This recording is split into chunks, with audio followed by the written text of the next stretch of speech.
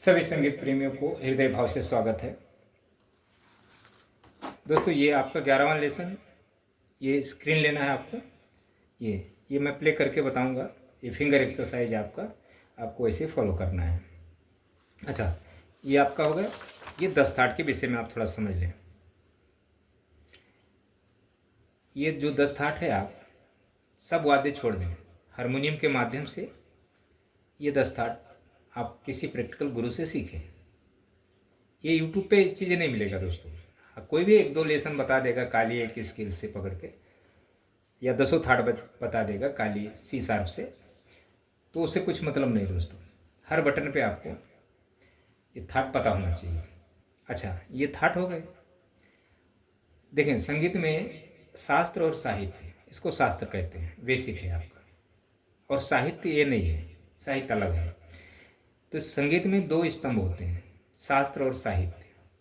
जिस व्यक्ति को शास्त्र और साहित्य का ज्ञान नहीं है, वो व्यक्ति बिना सींग, बिना पूंछ, ना घास खाते हुए एक पशु समान होता है, शास्त्रों में लिखा है।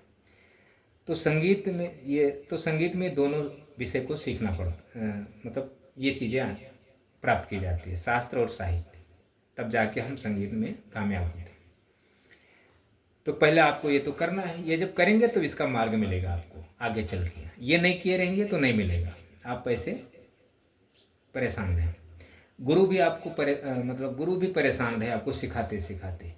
ये गाना ऐसे उठता है, ऐसे उतरता है, ये अलंकार बजा लो, ये गला आपका हो अच्छा, मतलब जो भी है, जैसे जैसे उनके व्याख्यान होते हैं गुरुजन की अलग अलग, तो वो एक अलग विषय है, उनका मत है, जैसे वो शिक्षा दे सके, जैसे जैसे सबकी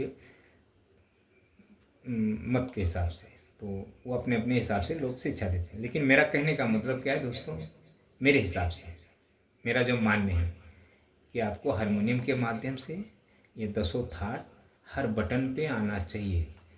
मंद्र, मध्य, तार, और फिर उसमें थाट आ गया, थाट में ही राग होते हैं, अलंकार होते हैं, फिंगर अच्छे से चलने लगा, मार्ग आपको धीरे धीरे पता, अनुकरण करने लगेंगे दूसरों को, कौन क्या बजा रहा है, तो ये ज्ञान हो जाता है। अच्छा, ये हो गया आपका 10 थाट। ये आपको बजाना है उसी बटन पे। ये हम आपको थोड़ा थोड़ा प्ले करके बता देते हैं, फिर उसके बाद एक सॉन्ग ले लेंगे छोटा सा। देखें, कल्याण थाट यहाँ से आपको बजाना है। ये मध्य स्वर हो गया, ये मंद्र हो गया। अब आगे स्केल नहीं है, तार स्वर में नहीं जा सकते, तो मंद्र और मध्य 2 ऑक्टेव बजाएंगे। 7 से लेकर 7 तक इसको अष्टक बोलते हैं दोस्तों, अष्टक। 7 से नी तक, सप्तक। यस,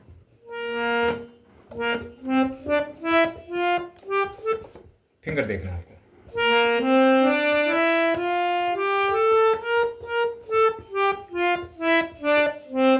ये फिंगर जरा कठिन है, ध्यान देना आपको।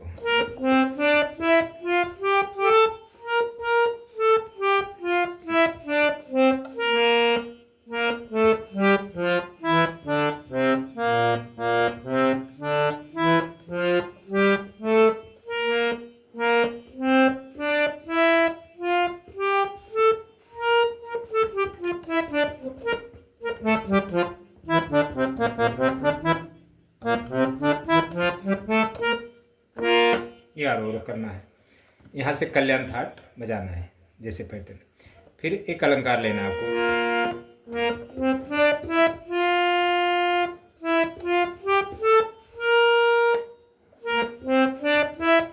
सारे गा मपा मपा धानी सा, सरगम को नहीं बोलना है, सिर्फ मन में समझना है।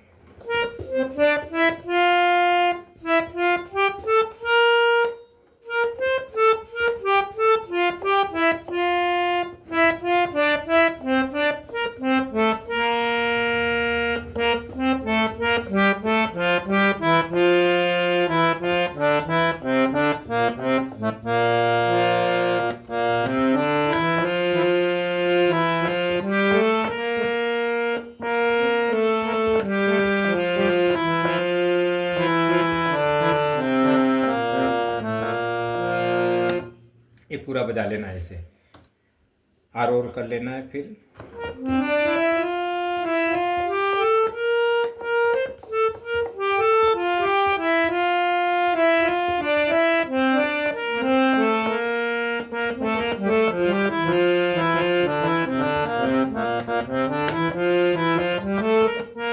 ये अब एक कण स्वर ले लेते हैं इसी ये तक, यहाँ तक ये। तो मैं मंद्र में बता देता हूँ, आप यहाँ तक कर लेना है, क्योंकि कैमरा है मेरा तो यहाँ से फिंगर नहीं बैठेगा सही मेरा, यहाँ से बता देता हूँ। सेम है मंद्र और मध्य।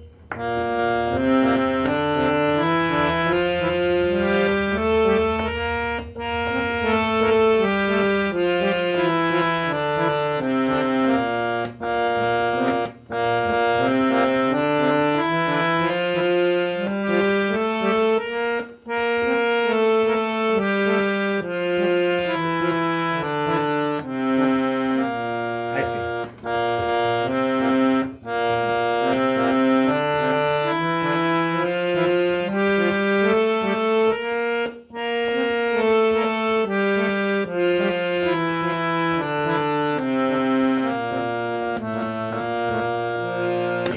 यहाँ तैयार होगा, फिर ये आप कर लेना है।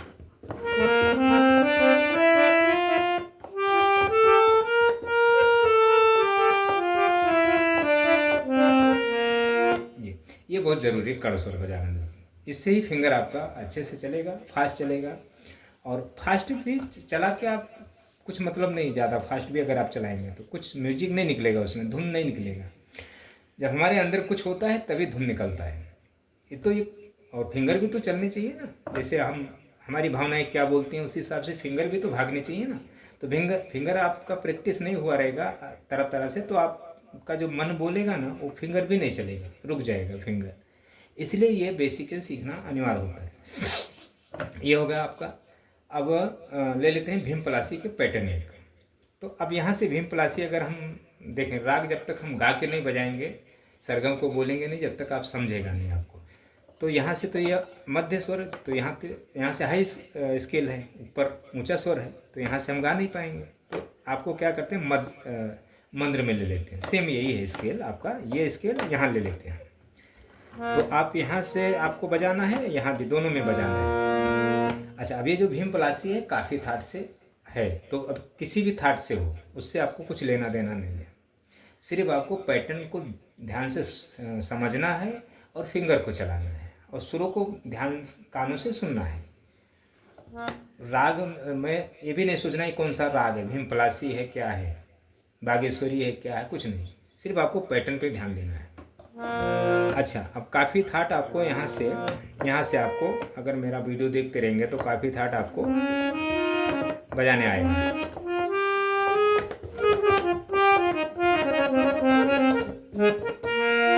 तो काफ़ी थाट में देखें, गा कोमल है, नी कोमल है। खमाज में जाएंगे तो नी कोमल है, बाकी सभी शुद्ध स्वर है। बिलावल में जाएंगे तो शुद्ध नी है।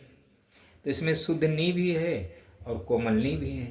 तो ये जो पैटर्न नहीं, कोमल नी है और शुद्ध गा है। कोमल गा के जगह पे शुद्ध गा भी है, कोमल गा भी है। देखें, यहाँ से लेते हैं नी सा ग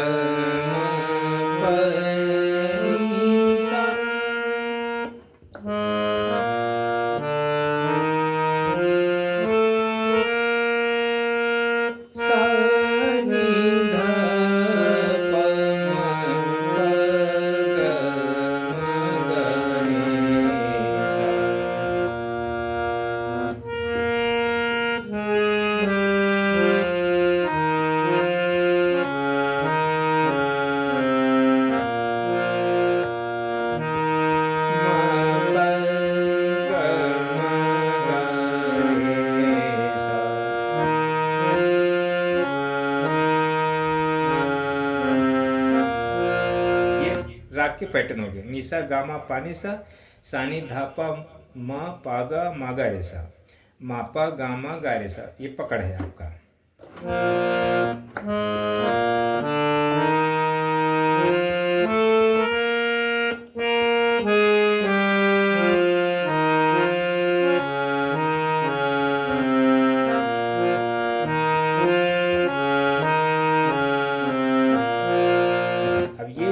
ये जो आपने बजाया तो यहाँ से अभी आप बजाएंगे ऐसा।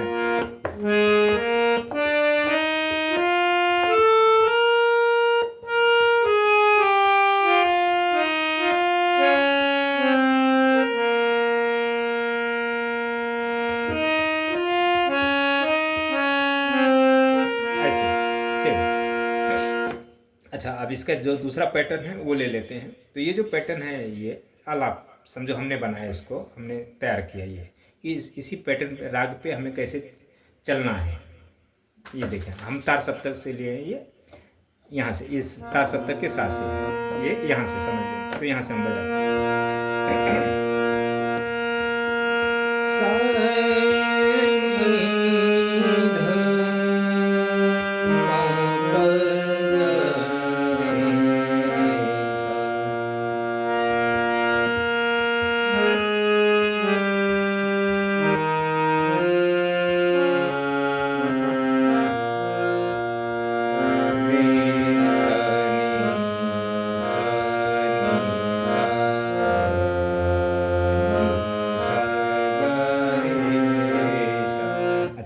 से राग। तो बहुत ये मतलब वो हो जाता, तो यहाँ से तो राग गा नहीं मिलेगा, क्योंकि ज़्यादा भराव आ जाता है, मतलब गले पे लोड ज़्यादा आता है, मोटा सुर हो जाता है, बेस में जाते।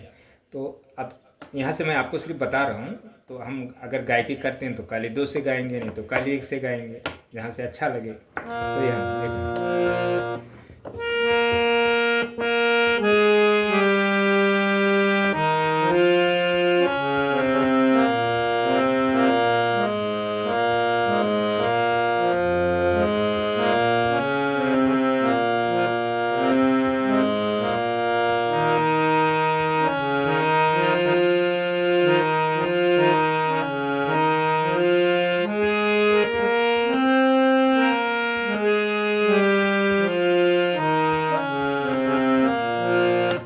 पैटर्न होगा समझो फिंगर के लिए। तो आप यहाँ भी करें, यहाँ भी करें, ये देखकर आप बजाएं। इसमें कोई आपको सुर की उत्पत्ति नहीं का, सिर्फ सरगम के पैटर्न पे उंगलियां चलाना है आपको, अलग उंगलियां तेज चलाना है। ये अलंकार समझ लें। अब इस पर हम कुछ गाएंगे नहीं, क्योंकि अब यहाँ से अगर समझो थोड़ा हम आपको दिखाना चाहें कि हाँ गुरु को आता है, गुरु गा के आपको बताए, मतलब जैसे मैं गुरु हूँ तो मैं आपको अपने अंदाज में गा के, ताकि आपको अच्छा लगे। आप सीख पाए ना सीख पाए उससे कुछ लेना देना नहीं, सिर्फ आपको सुनने में अच्छा लगना चाहिए कि हाँ गुरु ऐसा है।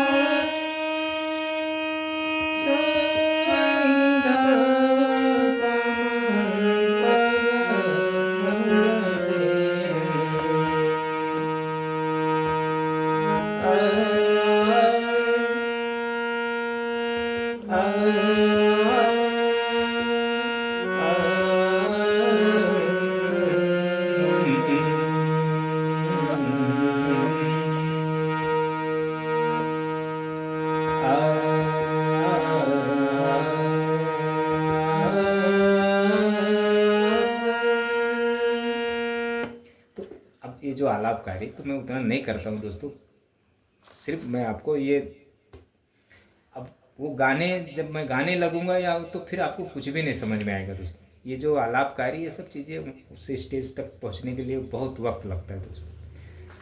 तो अभी हमें अगर आपको अच्छे से गा के सुनाना हो आलापकारी का, तो हमें तैयार करना पड़ेगा आपको सुनाने के लिए, बताने के लिए। तो आप बोलेंगे क्या गुरुजी का गला चल रहा है, कितने अच्छे गाते, लेकिन गुरुजी गाते हैं, आप थोड़ी गा पाएंगे।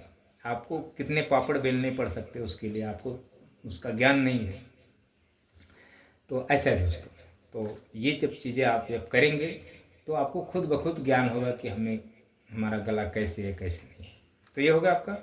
अब एक चीज़ और ले लेते हैं, ये जब हम संगीत जब वीडियो करते हैं ना संगीत शिक्षा के लिए, तो फिर भावनाएं ऐसे होने लगती हैं कि मतलब आपको मैं क्या बता दूँ, क्या नहीं बताऊँ, क्या क्या बता दूँ, ऐसा होता है दोस्तों। तो अब देखें, वीडियो बड़ी भी ना हो, छोटे वीडियो में करना होता है। अच्छा, ये जो आपका सॉन्ग है, जाने कहाँ गए वो दिन, कहते थे तेरी राह में। अच्छा, मुकेश जी का ये आवाज़ है शायद, हाँ उन्हीं के है, मेरा नाम जोकर।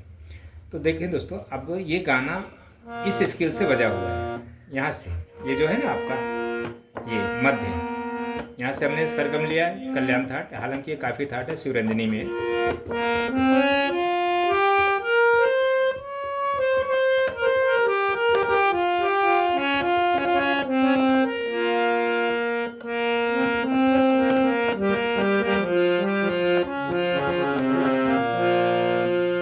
मेरे नैना सावन भादो,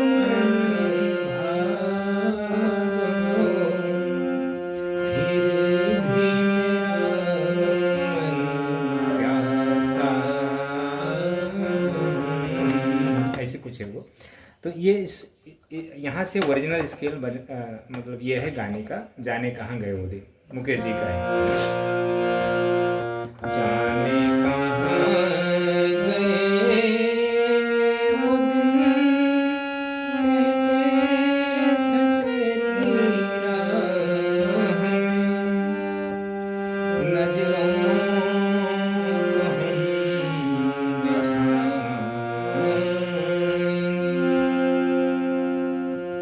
चाहे कहीं भी तुम रहो, चाहेंगे तुमको मगर तुमको न भूल पाएंगे। अच्छा, अब ये देख लें पैटर्न।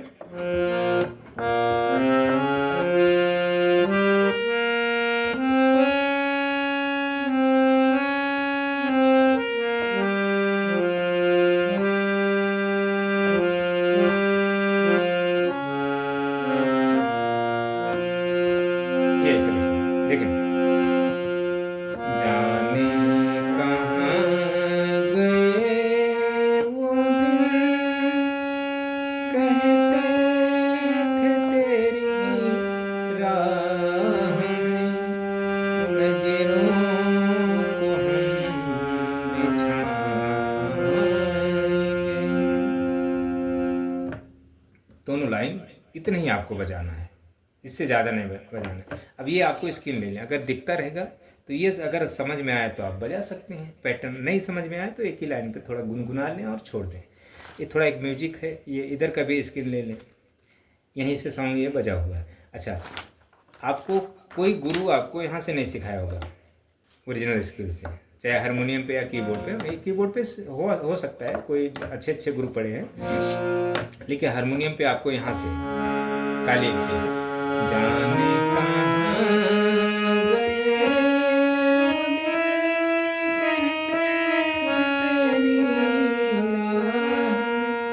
नजरों को हम बिछाएंगे, ऐसे यहाँ से काली से। लेकिन काली एक से कोई गाने नहीं बजे हुए दोस्तों। जब अच्छे अच्छे सिंगर ने गाना काली एक से नहीं गाया तो आप कैसे सीख सकते हैं? तो आप सभी बटनों पे आप थाट का प्रैक्टिस करें, सीखें किसी प्रैक्टिकल गुरु के माध्यम से। प्रैक्टिकल गुरु ही आपको शिक्षा दे सकता है। ये यूट्यूब के ऊपर आपको ऐसे शिक्षा नहीं मिलेगा आपको। जब 10 थाट आप बजा लेंगे अच्छे से तो आपको समझ में आने लगेगा। अच्छा, अब ये सॉन्ग जब आप बजाएंगे यहाँ से अपने हारमोनियम पे, अच्छा आपका हारमोनियम ये होना चाहिए सादा वाला, ये देसी हारमोनियम पे ये जो सा है आपका यहाँ होगा, या ये सा होगा, एक मंद्र होगा, मतलब अलग अलग से बने होते हैं। अंदर की जो फ्रीक्वेंसी होती है ना, अब ये सा है ना, ये मध्य स्वर का सा है, तो आपके हारमोनियम में अगर देसी होगा तो ये ऐसा बजेगा।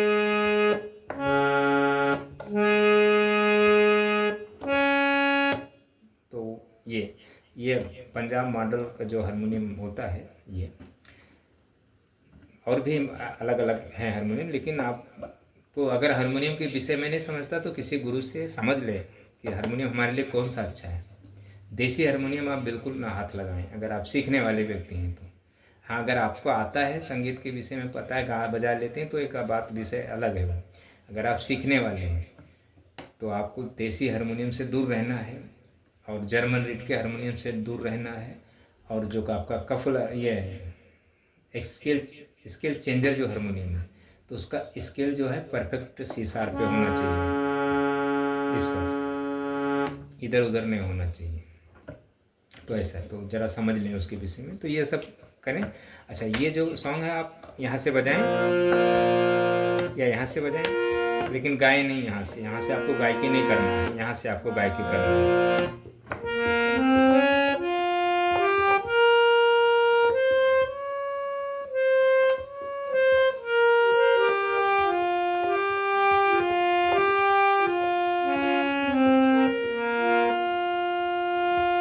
अच्छा, इसमें एक जो म्यूजिक है वो देखते हैं।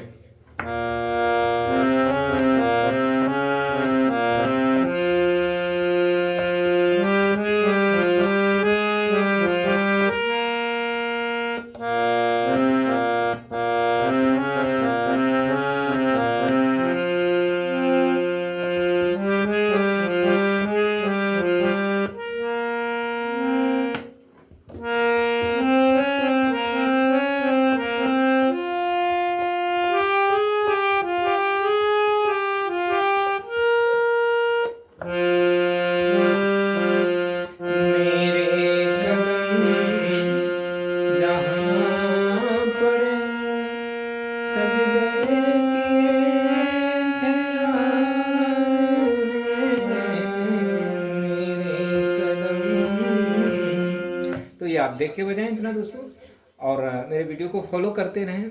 थोड़ा मेरे कमेंट में इधर उधर हो जाता है तो उसके लिए आप ध्यान ना दें ऐसी बातों पे, तो थोड़ा आप मेरे बातों पे गौर करें कि हमें 10 थाट सीखना ही सीखना है। 10 थाट आप अगर आप सीखते हैं हारमोनियम, क्या देखें दोस्तों, ये जो हारमोनियम है ना, ये जब आप लेके बैठ, जब इस पर आप संगीत साधना करते हैं जब, तो जीवित हो जाते हैं। ये एक शक्ति है, ये शक्ति की उत्पत्ति हो जाती है ये, बाकी अन्य वाद्य से नहीं दोस्तों, ये हारमोनियम। तो अब चाहे आप अंधविश्वास कहें या जो भी कहें, तो मेरा मानना है कि जब अगर हम संगीत गाते बजाते हैं तो जीवित हो जाती है, सजीव हो जाती है ये। तो ज़्यादा करके हारमोनियम के माध्यम से ही संगीत सीखने का प्रयास करें, आपके जीवन पे अच्छा प्रभाव पड़ेगा। अगर आप शास्त्र विधिवत विधि विधान के माध्यम सही से, आप शास्त्र के माध्यम से संगीत सीखते हैं तो आपके जीवन पे बहुत अच्छा प्रभाव पड़ेगा, विकृतियां खत्म हो जाएंगी। तो ये बात आपको ध्यान, और पर हारमोनियम होना चाहिए, कीबोर्ड नहीं, गिटार नहीं, वो सब चीज़ से आप दूरी बना के रखें। इस पर संगीत प्राप्त हो जाए, फिर आप चाहे गिटार बजाएं चाहे पियानो बजाएं। एक मेरे पास स्टूडेंट आया तो उसे गिटार सीखना था, तो मैं बोला पहले क्या करो आप, फिर बाद में बोला नहीं हमें पियानो सीखना है, तो पियानो पे उसको कुछ दिन बताया, तो फिर उसके बाद में हारमोनियम पे बिठा दिया उसको, क्योंकि जब तक ये नहीं सीखेगा पियानो नहीं बजा सकता ना गिटार बजा सकता है, क्योंकि इस पर फिंगर भी और साधना भी ज़रूरी है, ओक्लिस्ट बनाना है उसे। तो जब हारमोनियम उसने 2-4 बार यूज किया तो ना फिर पियानो बजाना भूल गया और गिटार बजाना भूल गया, ऐसा है। तो ये जब आप धारण कर लेंगे तो आप अन्य वाद्य आपको मतलब इच्छा ही नहीं करेगा बजाने की। तो इतना देखते रहें दोस्तों और मुझे फॉलो करते रहें।